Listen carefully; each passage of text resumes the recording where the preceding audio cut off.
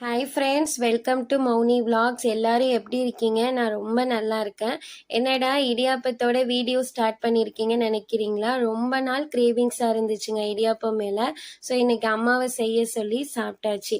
இடியாப்பம்னாலே best combination தேங்காய் பால் தாங்க. நிறைய பேர் வடக்கறி, வெஜிடபிள் குருமா இந்த மாதிரிலாம் சாப்பிடுவாங்க. பட் நம்மளுக்கு எப்போவுமே தேங்காய் பால் தான். எத்தனை பேருக்கு என்ன மாதிரி இடியாப்பம்னாலே தேங்காய் பால் தான் பிடிக்குமோ கமெண்ட்ல ஒரு ஹார்ட்டின் போட்டு விடுங்க.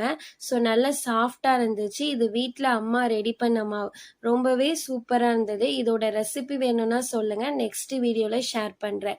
இப்போ நீங்கள் பார்க்குறது வத்தல் ப்ராசஸ் தான். ஸோ மழை காலம் தொடங்குறதுக்கு முன்னாடி அம்மா எல்லா வத்தலும் போட்டு வச்சுக்குவாங்க, மாங்காய் வத்தல் அந்த மாதிரி. இப்போ நீங்கள் பார்க்குறது கொத்தரை வத்தல். சுடுதண்ணியில் உப்பு போட்டு கொத்தரங்காயை சேர்த்து நல்லா கொதிக்க விட்டு நல்லா காய வச்சு கண்டெய்னரில் ஸ்டோர் பண்ணி வச்சுக்குவாங்க. ஸோ மழை டைமில் ரொம்பவே யூஸ்ஃபுல்லாக இருக்கும். இப்போ அடுத்து பார்க்குறது சத்து மாவு ப்ரிப்பரேஷன். ஸோ நவதானியங்கள்லாம் வாங்கி தனித்தனியாக வாங்கி ரெடி பண்ணோம் சத்து மாவு.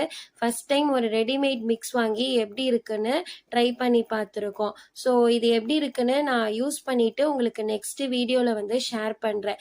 இப்போ நிறைய பேர் பிரேக்ஃபாஸ்ட் ஸ்கிப் பண்ணக்கூடாது அப்படிங்கிறதுக்காக இந்த சத்து மாவில் கஞ்சி அப்படி தான் சாப்பிட்டுக்கிட்டு இருக்கோம். எத்தனை பேர் வீட்டில் இந்த சத்து மாவு கஞ்சி எடுத்துக்கிறீங்கன்னு கமெண்ட்ல ஷேர் பண்ணுங்க. எனக்கு ஒரு டவுட்டு, டெய்லி இந்த மாதிரி சத்து மாவு கஞ்சி காலையில் எடுத்துக்கலாமா அப்படின்னு கமெண்ட்ல ஷேர் பண்ணுங்க. நம்ம வீடியோஸ் பிடிச்சிருந்தா மறக்காம ஷேர் பண்ணி சப்ஸ்கிரைப் பண்ணி சப்போர்ட் பண்ணுங்க. பாய்.